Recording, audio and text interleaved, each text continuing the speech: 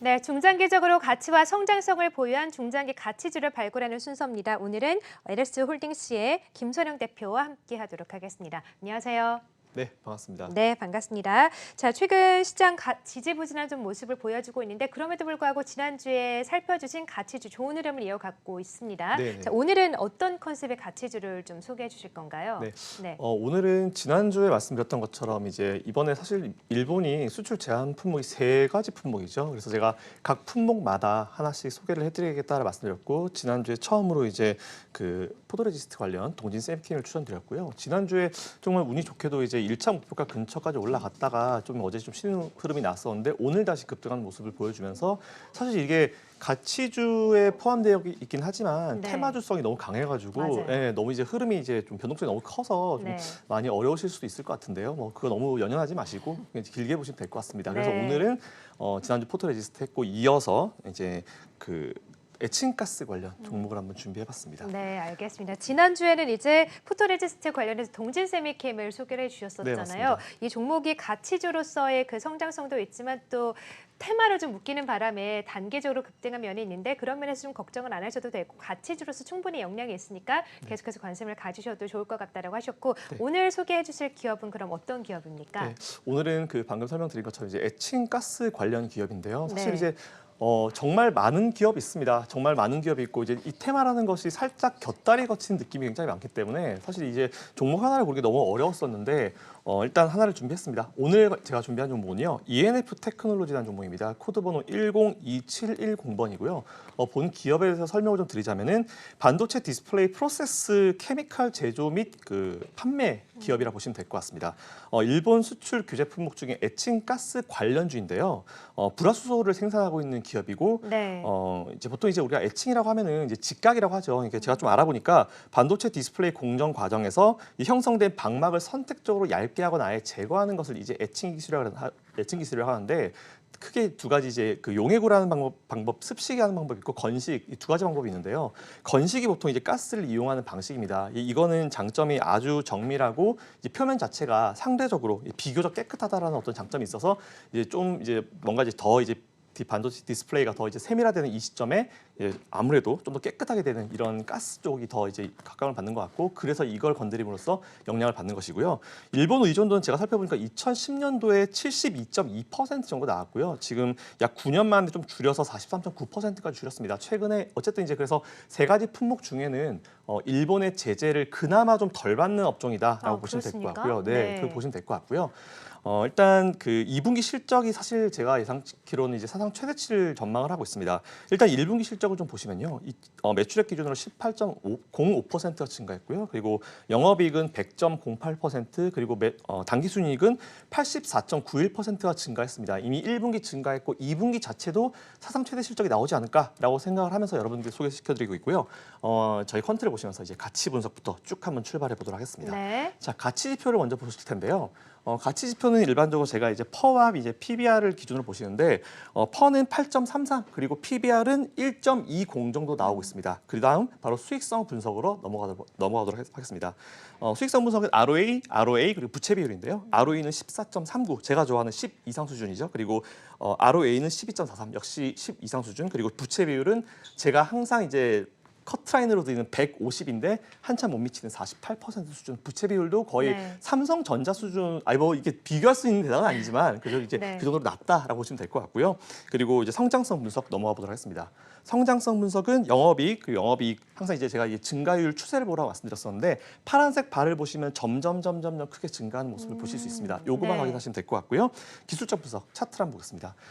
사실 이제 이 종목을 제가 지난주에 준비를 했었는데 예. 이게 운이 정말 좋게도 지난주에 한번 고점을 찍고 나서 한번 밀려 내려왔습니다. 어제까지 아무래도 이제 이 관련주들이 한번 다 조정을 받았기 그쵸? 때문에 오히려 굉장히 좀 좋은 자리가 된 것 같고요. 장기적으로 뭔가 이제 세 번째 바운딩 되는 자리, 그리고 오늘도 저점이 조금 계속 높아지고 있네요. 네, 그런 정확하게 보신 그런 부분이 있고요. 그래서 제가 봤을 때 기술적으로도 지금이 오히려 지난주보다 좀 더 부담이 없는 자리가 아닌가라고 일단 평가를 하고 있습니다. 네, 그렇군요. 지금 ROE와 함께 PER, PBR로 이 ENF 테크놀로지를 분석을 해주셨습니다. 사실 가치주이기 때문에 좀 우리가 중장기적으로 볼 필요가 있는데 테마성에도 약간 묶여 있잖아요. 그럼에도 네네. 불구하고 기술적 차트를 봤을 때 꾸준하게 좀 올라가면서 좋은 흐름을 약간 좀 매수하기 좋은 매수 적기의 타이밍을 갖고 있는 종목인 것 네, 같습니다. 맞습니다. 좀 아이러니한 것 같은데 그럼에도 불구하고 좀 좋은 종목이다 이런 생각은 드는데요. 그러면 가격적으로 현재 좀 어떤 매매 전략을 구사하면 좋을까요? 네. 네. 일단 매수 가능 밴드는요. 18,900원부터 2만 원 사이 정도 제시를 해드리도록 하겠습니다. 사실 이게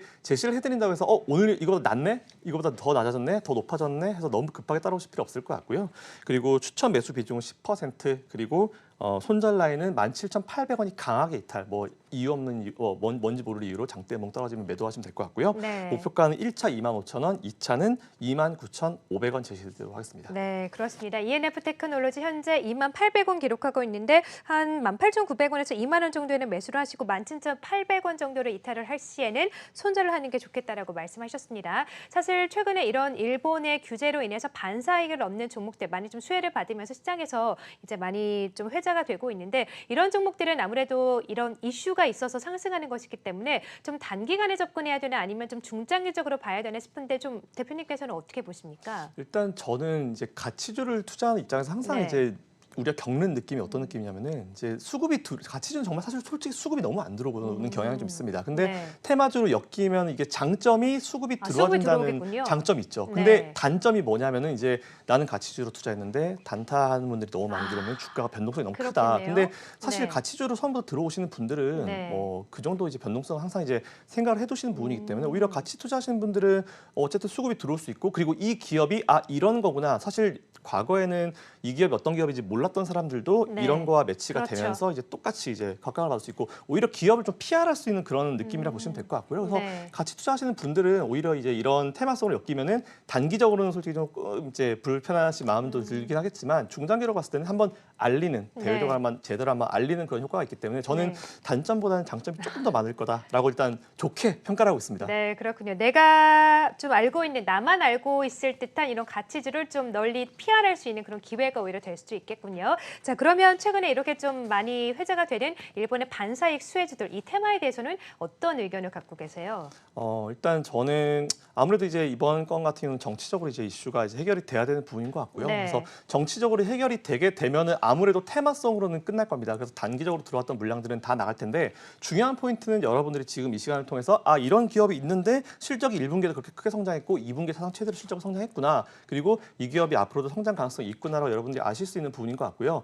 아무래도 저는 이제 이쪽으로 테마성으로 접근하신 분들은 단기적으로 접근하시는 게 맞다 보고 있고 정치적으로 해결이 되게 되면은 어쨌든 이쪽도 좀 잠잠해질 가능성은 높습니다. 뭐 미중과 마찬가지로 똑같이 이제 우리나라 일본과 마찬가지로 정치적 해결이 끝나게 되면은 이 테마도 뭔가 이제 기억 속에 사라질 가능성이 크죠. 근데 항상 말씀드리지만 이제 지금 같이 시장이 어려운 경우에 우리가 이제 이제 진흙 속에 진주를 찾아야 된다 말씀드리는데 진흙 속의 진주가 사실 가치주라고 말씀드릴 수 있을 네. 것 같고요. 그런 가치주들은 사실 시장이 어느 정도 돌아서게 되면 왜 오르는지 모를 정도로 올라가게 됩니다. 그래서 저는 일단 미리 이런 기회를 통해서 여러분들께 설명을 드리고 싶고 사실 이제 실적이 잘 나온다고 해서 주가가 바로 가는 경우가 사실 적습니다. 하지만 시간이 지나고 보면은 이거 내가 옛날에 관심 있었던 종목인데 지금 보니까 이만큼 올라 있네라는 네. 생각을 분명히 할 수 있거든요. 그래서 네. 저는 미리 좀 여러분들께 설명을 드리고 싶고 테마로서의 어떤 가치는 아무래도 정치적인 해결이 끝나게 되면 이제 좀 많이 사라질 거다라고 일단 제 의견을 드리고 싶습니다. 네, 그래서 오늘 또 에칭가스 관련한 종목을 가지고 오신 거잖아요. 그 전에 이 플로어링 관련주들에 대해서는 좀 어떻게 보세요? 사실 네. 제가 세 번째로 이제 준비를 이제 네. 하다가 이제 사실 제가 추천드릴 때 그냥 보고 하는 게 아니고요. 기업 한번 다 전화도 한번 해보고 이제 직접 연관성 사실 저는 이걸 되게 중요하게 생각합니다. 직접 연관성이 있는지 없는지를 봐야 되는데 네. 폴리미드 네. 이름도 정말 어려운데 솔직히 말씀드리면은 제가 제 기준으로 여러분들께 추천드릴 만한 종목은 없는 것 같습니다. 아, 그래요? 네, 그래서 네. 제가 사실 오늘은 좀 다른 느낌으로 이제 제가 준비를 해본 것이 예. 이쪽 관련주로 엮여는 있는데 제가 왜 이제 이쪽 종목을 제가 추천을 드릴 수가 없는지라고 좀 설명을 드리고 싶어요. 사실 궁금해요. 네, 어떤 기업도 사실 여러 가지 다양한 테마로 다양한 어떤 이제 그 이슈들로 올라가곤 하는데 딱 이제 일본 제재 관련해서는 요 기업을 관심을 가지시면 좀 애매할 것 같다. 혹은 2분기 실적을 확인하시고 들어가셔라. 좀 보수적으로 좀 접근하시라고 제가 오늘도 준비를 해봤는데요. 일단 추천드릴 만한 종목은 이제 폴리미드 관련은 없습니다. 근데 어찌됐건 이제 제한적인 소재라고 일단 좀 평가를 하고 있고요. 관련 종목으로는 코오롱인더 그리고 SKC 코오롱 PI 그리고 SK 이노베이션이 있는데 일단 요거를 하나씩 좀 설명을 좀 네, 드리도록 하겠습니다. 그럴까요? 코오롱 인더 같은 경우는 일단은 뭐 화면에도 보시면 아시겠지만 이제 미추천 사유는 퍼가 좀 높습니다. 물론 업종 평균 자체가 좀 높긴 하지만 22.42 그리고 부채 비율이 154%. 높네요. 그리고 ROE 같은 경우는 이제 2.39 아까 제가 앞에서 말씀드렸지만 10 기준이라고 말씀드렸었고요. 그리고 OPM 영업이익률도 3.28밖에 되지 않습니다. 그리고 2분기 컨센서스가 좀 불안정하고요. 그래서 일단은 2분기 컨센서스가 불안정하다는 얘기는 실적 예상치가 조금 불안정하기 때문에 요거는 좀 애매하다라고 좀 말씀드리고 싶고요. 두 번째로 SKC 한번 가보겠습니다. SKC 같은 경우도 일단은 ROE가 낮습니다. 그리고 OPM도 낮고 2분기 컨센서스가 불안하지만 오히려 이거는 앞에 종목과 다르게 2분기 실적이 발표가 되고 실적 불안 요소가 소멸되고 나서 타이밍을 잡아보시는 건 괜찮다. 오히려 앞에 이제 말씀드린 코오롱 인더보다는 그래도 괜찮은 수준이다라고 말씀드리고 싶고요. 그리고 세 번째로 SKC 코오롱 PI 설명드리도록 하겠습니다. SKC 코오롱 PI 같은 경우는 앞에 설명드린 그 코오롱 인더와 SKC가 이제 같이 해가지고 만든 합작사입니다. 그래서 일단 보시면은 퍼가 32.12, PBR이 3.59 높습니다. 누가 보다 저평가는 절대 아니고요. 그리고 2분기 컨센서스 불안정, 합작 기업, 그리고 기술적 차트로도 역배열이고 하방이고 주가가 계속 빠지고 있는 상황입니다. 그래서 네. 굳이 저는 지금 시점에 여러분들이 부담스럽게 주가가 밑으로 꺼지고 뭔가 턴어라운드 하기 어려운 지금 이 시점에 종목들 들어가실 필요 없다 보고 있고요. 항상 매수하실 때는 바닥 내려가는 종목은 보고 계시다가 관심 종목 보고 계시다가 크게 턴어라운드하는 최소한 이제 하방 이제 그 추세가 돌파되는 시점에 매수를 하시기를 좀 바라고 있습니다. 마지막으로 SK 이노베이션인데요.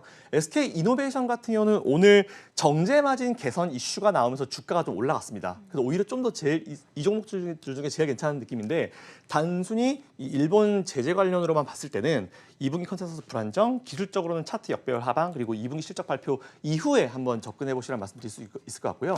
오늘 상승 이후인 정제 마진으로 해서 주가가 올라간다 하면은 오히려 2분기는 불안하지만 3, 4분기 이후에는 훨씬 더 개선될 수 있기 때문에 앞에서 제가 말씀드린 요 2분기 실적 발표 이후에 여러분들이 관심 가지시려고 한 종목들은 어찌됐건 관심 라인에 넣으신 다음에 실적 2분기 확인하시고 들어가시면 좋을 것 같다라는 말씀드리겠습니다. 네, 자 에칭가스에 의해서 오늘은 이 폴리이미드 관련주까지 분석을 해주셨습니다.